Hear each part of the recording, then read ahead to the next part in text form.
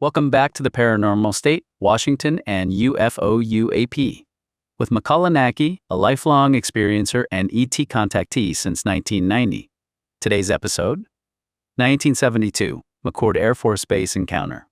McChord Field, the 1947 Maury Island tragedy, and the 1972 base encounter. A comprehensive historical examination. The intersection between military aviation in Washington State and the evolution of modern ufology is anchored firmly in the events of summer 1947. While McChord Field, now Joint Base Lewis McChord, served as a vital regional logistics and staging hub during the early Cold War, its most profound and tragic contribution to early UFO lore is tied directly to the legendary Maury Island incident in the fatal crash of an Army Air Force intelligence flight. Furthermore, decades later, the base became associated with a documented military radar visual encounter on November 14, 1972, alongside the complex backdrop of Cold War airspace operations. The 1947 genesis, the Maury Island hoax, and the B-25 tragedy. The historical intersection between military aviation in Washington State and the formative era of modern ufology is anchored firmly in the events of summer 1947. In late June 1947, just days before Kenneth Arnold's historic sighting near Mount Rainier captured national headlines, Harbor Patrol worker Harold Dahl claimed he and his son encountered 6 donut-shaped metallic craft near Maury Island in Puget Sound. Dahl alleged that one of the craft malfunctioned, showering his boat with hot metallic slag or debris that damaged his vessel and injured his crewmen.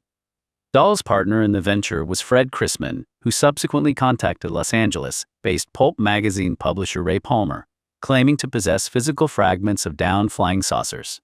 Given the sudden national explosion of flying saucer reports in July 1947, military intelligence took notice. The Army Air Force's AAF dispatched 2 experienced investigators to Tacoma to examine the physical evidence and interview Dahl and Chrisman. Captain William Davidson and First Lieutenant Frank Brown from the Air Technical Intelligence Center at Wright Field. Captain Davidson and Lieutenant Brown spent days interviewing the witnesses and collecting boxes of the alleged metallic debris, which was later determined by metallurgical analysis to be ordinary volcanic basalt or local slag, though the military was obligated to investigate. On the morning of August 1, 1947, Davidson and Brown boarded an AAF B-25 Mitchell medium bomber at McChord Field in Tacoma, carrying the collected material samples. Their destination was Hamilton Field in California. Shortly after takeoff, the B-25 experienced engine trouble and caught fire. The aircraft crashed in a wooded area near Kelso, Washington.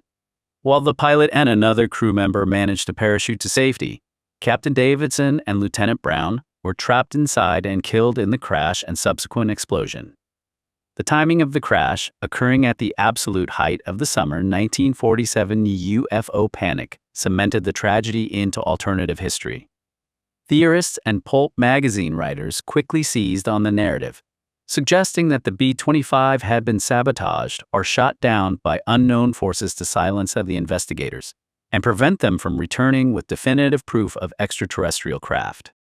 Subsequent military accident investigations attributed the crash to standard mechanical failure and engine fire, and investigators later concluded that the Maury Island incident was an elaborate hoax orchestrated by Chrisman and Dahl to sell stories and generate publicity. Despite the proven hoax, the tragedy of the McChord-based B-25 crash remains one of the darkest and most poignant early chapters in UAP history. It demonstrated the high-stakes and sudden tragic intersection of military duty with the emerging cultural phenomenon of the unknown skies. The evolution of Air Force UAP investigations and the 1950-1972 landscape. While McChord Air Force Base occupies a legendary, tragic place in alternative history due to the 1947 B-25 crash, its subsequent relationship with official military UFO investigations across 1950 and the broader Cold War reflects major bureaucratic shifts in how the military handled anomalous reports. By 1950, the U.S. Air Force was grappling with a massive nationwide surge in civilian and military sighting reports following the 1947 Kenneth Arnold and Roswell events. To manage this flood of data, the military established Project Grudge in late 1949, succeeding Project Sign. Unlike the open-minded exploratory phase of Project Sign, which had privately drafted estimates favoring an extraterrestrial hypothesis, Project Grudge operated under a strict mandate of skepticism. Its primary objective was to explain away, debunk, or find conventional prosaic causes for every incoming reports to calm public panic and reduce the administrative burden on intelligence personnel. While Pacific Northwest military installations like McChord Field processed routine aviation traffic, 1950 did not see McChord emerge as a primary regional reporting hub in historical archives. Sighting hotspots during this period tended to cluster around atomic research facilities, strategic air command bases, or open skies where radar visual anomalies were recorded by active interceptors. McChord maintained a standard operational posture under strict Cold War security. Though official USAF investigations like Project Blue Book formally ended in January 1970, military installations continued to encounter anomalous local tracking events. On November 14, 1972, McChord Air Force Base was the site of a heavily discussed military witness UFO encounter. The incident began when McChord Air Force Base radar operators detected an unidentified object rushing over the base. The radar contact indicated that the object was moving erratically, with sudden changes in speed and direction that did not match any known aircraft or atmospheric phenomena. Following the radar detection, ground-based security personnel and pilots were alerted and attempted to locate the object visually.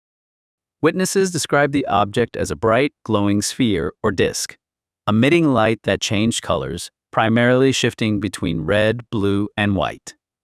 The object exhibited extraordinary flight characteristics, including rapid ascents and descents, sharp turns, and hovering.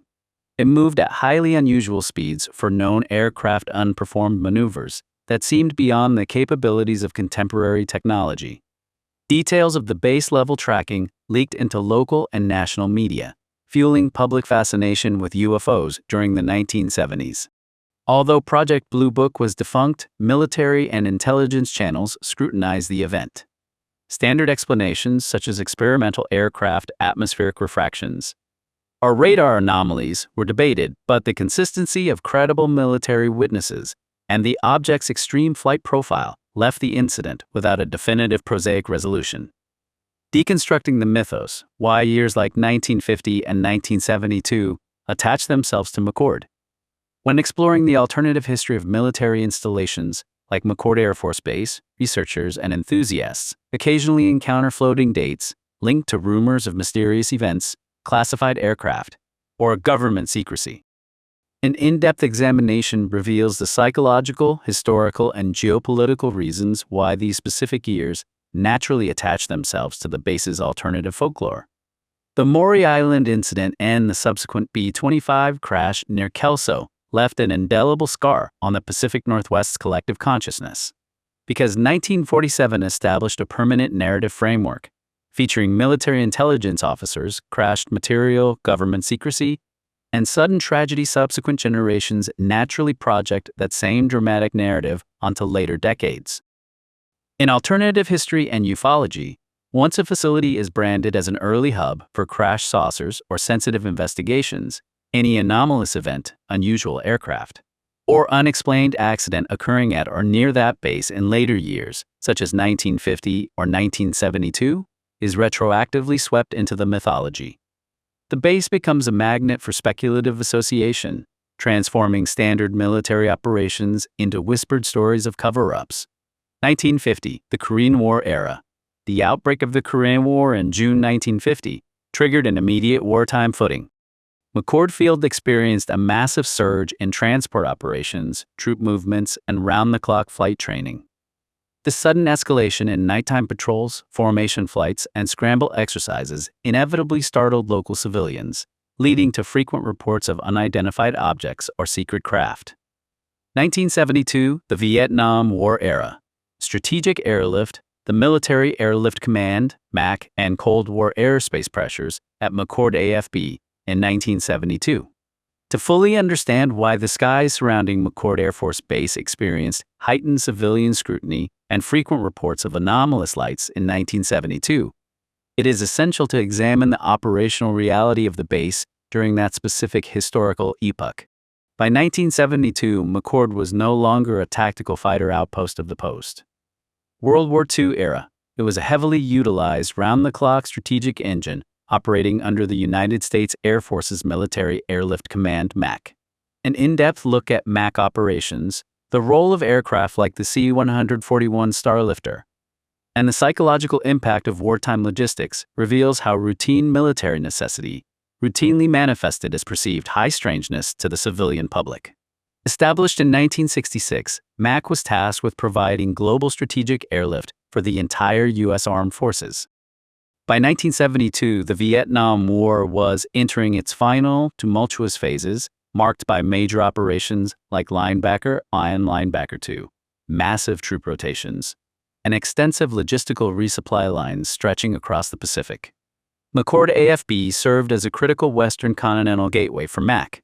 Aircraft departing from or returning to McChord maintained a constant logistical bridge connecting the American mainland to Elmendorf Air Force Base and Alaska Yokota Air Base in Japan, and forward staging points in Southeast Asia. Unlike standard peacetime bases that wound down operations at night, MAC facilities operated under continuous 24-hour schedules. Cargo, medevac flights, troop carriers, and classified military freight moved without regard to conventional civilian sleep cycles. The primary aircraft anchoring McChord's flight line in 1972 was the Lockheed Connective 141A Starlifter, a massive, swept-wing strategic turbofan airlifter capable of intercontinental ranges. To civilian observers on the ground in Pierce County and the greater Puget Sound region, the visual and acoustic profile of the C-141 differed sharply from commercial airliners of the era, such as Boeing 707s or Douglas D-Synergitive 8S. Its high-mounted wings, distinctive T-tail, and 4 turbofan engines produced a unique, deep-throated jet roar and high-altitude silhouette. Military transport aircraft operating under tactical or night training conditions frequently utilized non-standard lighting configurations, including high-intensity strobe sequences, formation lights, and night vision-compatible infrared markers as night operations training scaled up. When viewed through the atmospheric haze, mist, or low cloud cover common to western Washington, a distant C-141 executing a heavy, slow-turning approach vector often appeared as a silent, glowing orb or a morphing multicolored light source.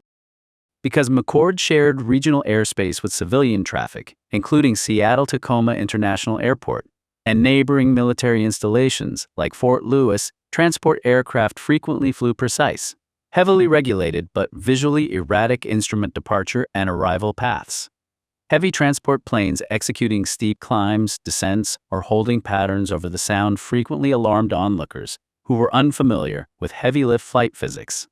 Alongside MAC transport missions, the broader Pacific Northwest airspace hosted routine electronic warfare training and transport escort drills. Aircrews practiced low-level navigation, blackout landings, and tactical formation, flying under strict radio silence. During the height of the Vietnam War, operational security, OPSEC, was tightly enforced. Movement of troops, secret cargo, and classified logistical routes were rarely, if ever, explained to the local press or civilian residents. When a civilian witness observed a massive, unannounced aircraft executing silent, slow maneuvers or bank turns with unusual lighting over the Puget Sound at midnight, the lack of official transparency created an interpretive vacuum. Lacking a mundane explanation for the military's heavy footprint, observers naturally defaulted to interpreting routine Cold War logistics as unidentified aerial phenomena, experimental secret craft, or military encounters with the unknown. During both eras, the prevailing national security climate meant that the military rarely explained routine operations to the public.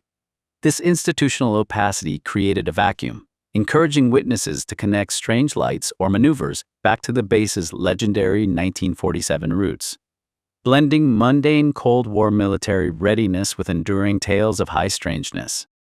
The trajectory of high strangeness surrounding McChord Air Force Base and the broader geographical theater of Washington State reveals a fascinating interplay between rigorous military history, operational national security, and the persistent pull of alternative folklore. From the tragic roots of the summer 1947 Maury Island incident and the fatal B-25 crash near Kelso, to the base-level radar visual tracking events of November 1972. McChord has stood for nearly 8 decades as a primary nexus where conventional defense aviation intersects directly with the unknown. While subsequent decades of military oversight, from Project Grudge's skeptical downplaying in 1950 to the post-Blue Book silence of the 1970s, sought to categorize, explain away, or dismiss anomalous aerial reports, the cultural legacy of these events has only deepened. High-stress geopolitical eras such as the Korean and Vietnam War mobilizations generated heavy nighttime air traffic and operational secrecy that naturally fueled civilian speculation and myth-making. Ultimately, McChord's place in global ufology is anchored by a dual reality. On one hand, it operated as a bustling, high-security Cold War logistics and transport hub, burdened by the heavy demands of national defense. On the other, it remains permanently enshrined in the collective imagination as a crucible of early UAP history, a place where the rigid machinery of military aviation brushed up against the unexplainable, leaving behind a legacy that continues to captivate researchers, historians, and seekers of the unknown. To be continued. Watch and listen. Watch the cinematic video trailer. Listen to the full podcast now. Explore the archive Cosmic Awakening Volume 1, 1991, Peru, Journey into the Unknown. Sacred Valley of the Incas. Volume 2, Ascension 2012, The Golden Alchemy. Part 3, The First Contact and the Paranormal State.